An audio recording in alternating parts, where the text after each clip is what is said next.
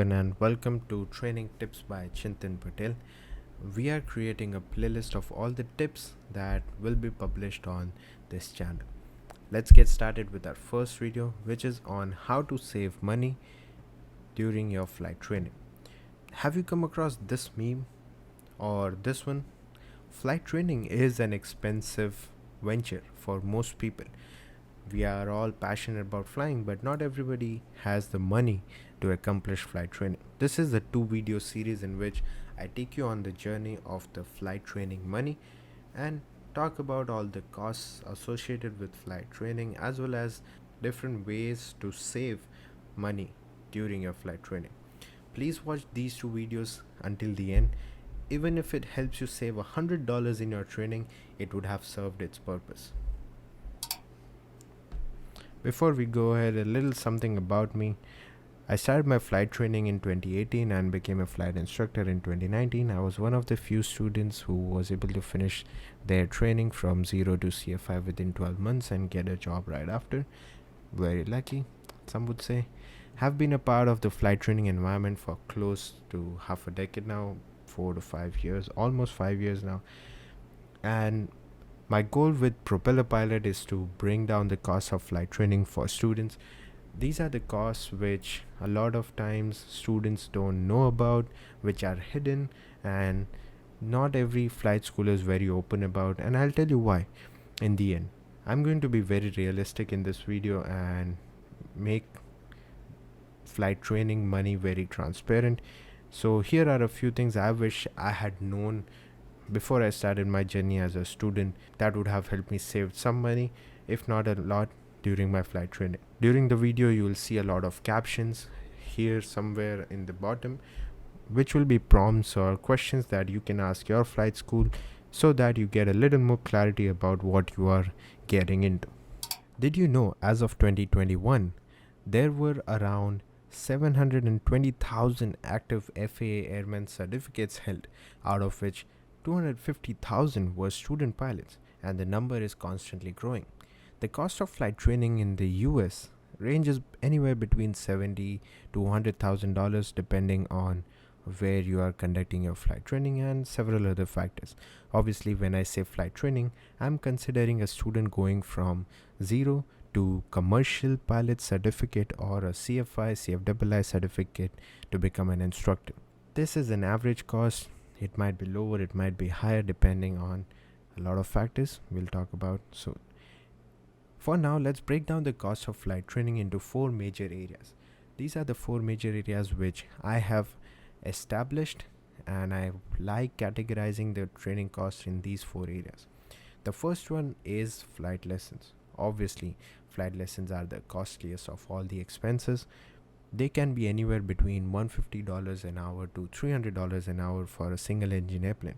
So before we go on further, I want you guys to understand how flight lessons work. Flight lessons, as the name suggests, are lessons performed in flight. Basically, you will be going out with your instructor, take an aircraft, take off, go to the practice area, a safe area where you can perform all the maneuvers, etc. Do takeoffs and landings, shoot instrument approaches, whatever is required for the rating you are training for, and then come back and land. This is recorded. The amount of time you spent in the aircraft is recorded using a Hobbs meter, which we'll talk about in a bit. And that is how a flight lesson works. Based on the amount of time you use the aircraft, you will be charged. The range 150 to 300 depends on a lot of factors, but this is the range in which a lot of flight schools and instructors fall into. They might be charging you $200 an hour or $250, while some other flight school charges you $300 an hour for the aircraft that you are flying. That is how flight lessons work.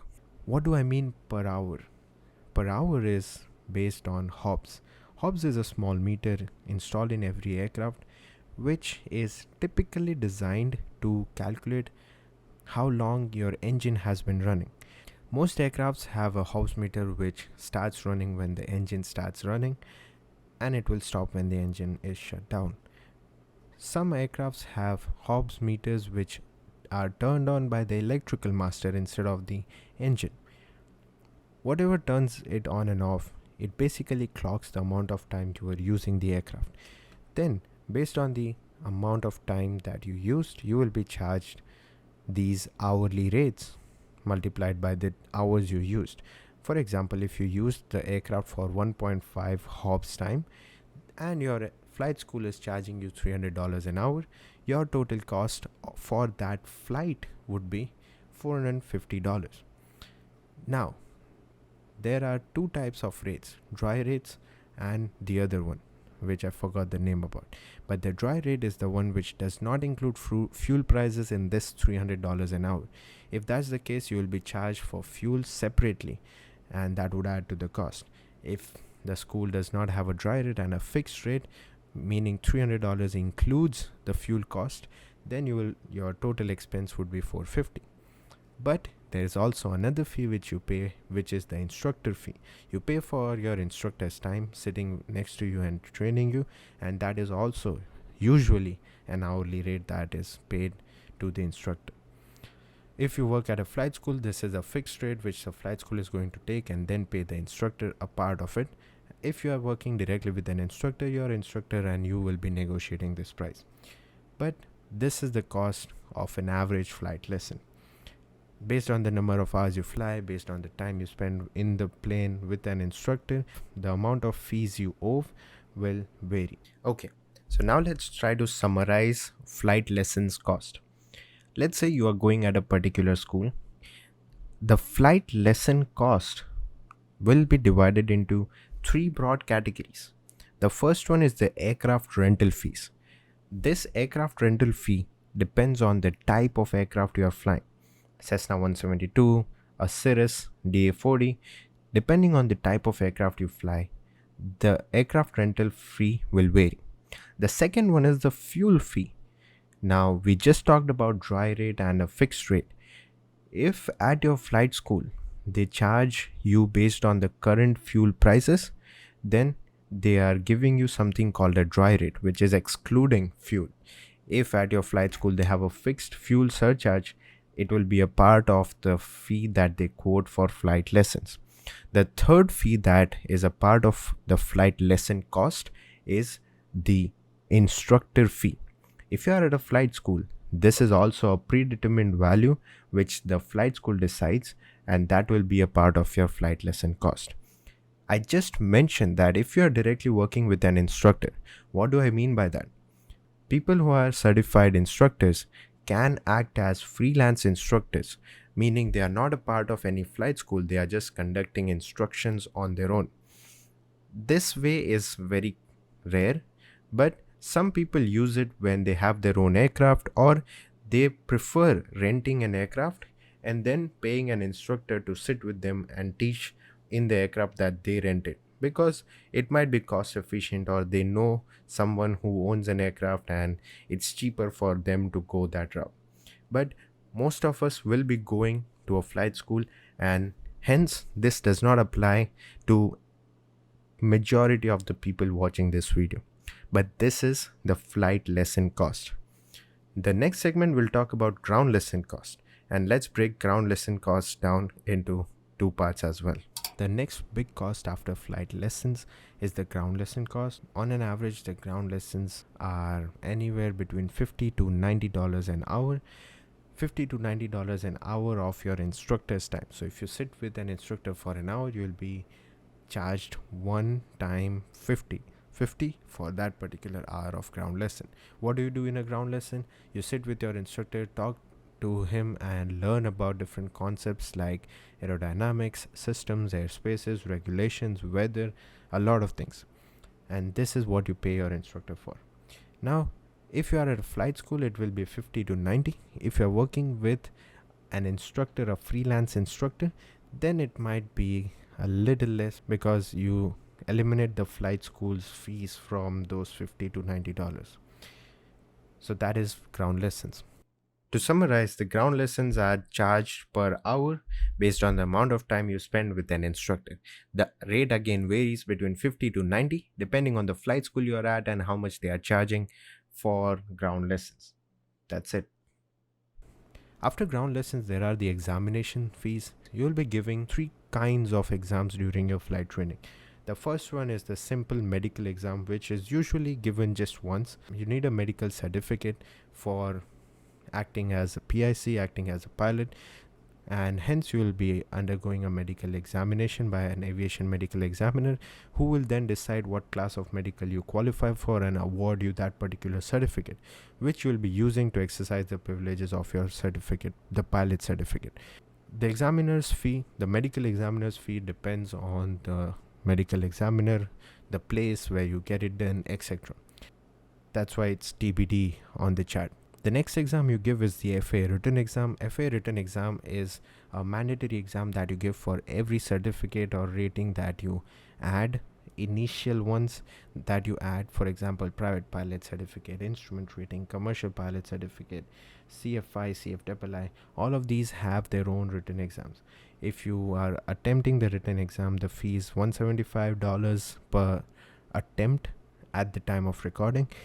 This is per attempt, so if you fail the exam, you will be giving $175 again to retake the exam. Failing is getting less than 70% on the written exam, which you should not, but yes. Then comes the FAA examiner's fee. The FAA examiner's fee is the fee that you pay to the examiner for the FAA check ride that gives you the certificate, the pilot certificate. Basically, once you are done with your training with an instructor, you will be checked or evaluated by a designated pilot examiner, who is going to see if you are capable of acting as a private pilot or a commercial pilot or an instrument rated private pilot, and based on their assessment, they'll grant you the certificate. This examiner fee is charged by the examiner, depends on the examiner again, and you will be paying for the examiner fee every time you attempt a check ride. So again, if you get an unsat or a letter of disapproval for a particular check ride, you will have to pay for the check ride again. When you pay for the examiner's fee, this does not include the flight fee. When you go with an examiner, you are basically renting an aircraft from your flight school and flying with this examiner. So you'll still be paying for the flight to the flight school because you're renting the aircraft. I hope that's clear. Yes, so we just talked about all the different examinations that you will be going through during your training. I know that for a very new student or someone who hasn't started their flight training, all of these terms will be foreign and you might not be able to exactly understand what is a medical exam, what is an FAA written exam, what is a designated pilot examiner, FAA check ride. For you guys who do not have any understanding of these terms yet, what I'll do is I'll make a separate video about all of this, but my recommendation would be to think of these things and keep them in the back of your head for now. These are not directly required for you to know in the very beginning of your training, but as you come across these milestones, when you are about to give your medical exam, when you are about to go for the FAA written test, your final FAA check ride that gives you that final certificate, I would recommend coming back to the video and understanding how the price or the cost of this check ride works, and then it would be much more easier for you to understand. For now, just know that these exams will be a part of your training. Medical exam is done once throughout your training for most people. Written exam is done once for every new rating that you are adding, and the designated pilot examiner fee will be due every time you meet with an examiner for a check ride. After exams comes the miscellaneous category. I put all the rest of the expenses in the miscellaneous category because the three categories that we've talked about up until now are common. Everyone has to pay for these and there's no way around it. The miscellaneous category includes things which are controlled by the student.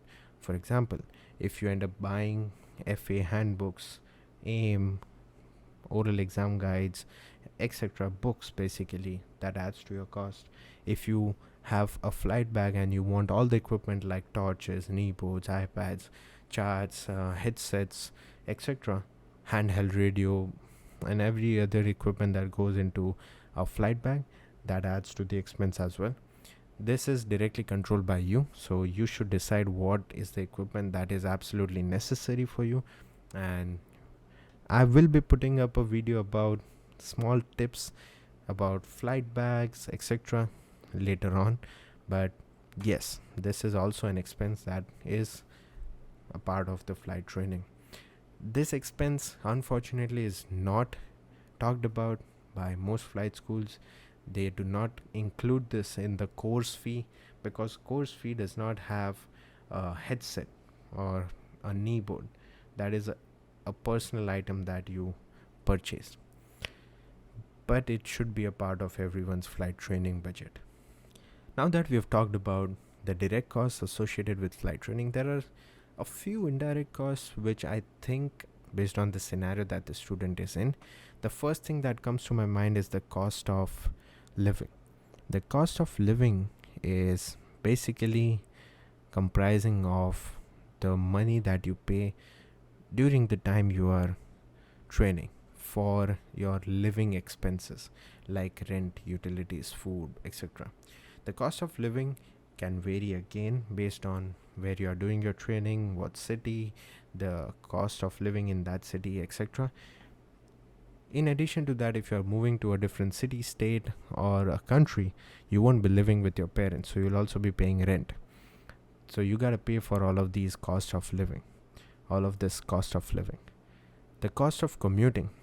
This is a small expense for most people, but a big expense for a few. So I wanted to mention it because I've had few students in the past who used to drive 2 hours to get to the flight school I was working at, and 2 hours of drive, each leg is 4 hours of total driving every day.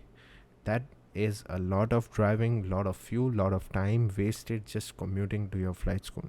If that adds up, and unless you are uber rich, that is a big hole in your pocket that you are creating for yourself. Sometimes it might even be cheaper to move to that particular town and finish your flight training and then come back to your town, unless your work, etc., other circumstances do not allow you to do so. But this is an expense that I think can be avoided in most cases. Alright guys, that's the end of a long video. I tried to break down all the costs associated with flight training in the simplest manner, and I wish someone told me this when I started my training, sat me down and talked to me about all of this in detail, so I knew exactly what I was paying for and what can I expect. I'm here to help you guys. If I've missed something out, what you can do is you can ask me in the comments section. I will try to answer those questions. If I'm not able to answer it, and if there are a lot of frequently asked questions, I can probably compile them and make another video. What we'll talk about in the next video is the factors that affect the flight training costs, because yes, I gave you the ranges 150 to 350 to 90. These are the ranges that vary from flight school to flight school. But what about two students going at the same flight school? Why are flight training costs for one student different than the other who are going at the same flight school? We'll talk about those factors in the second video. So hit the subscribe button and the notification bell to get notified whenever I put the next video. Thank you and have a nice day.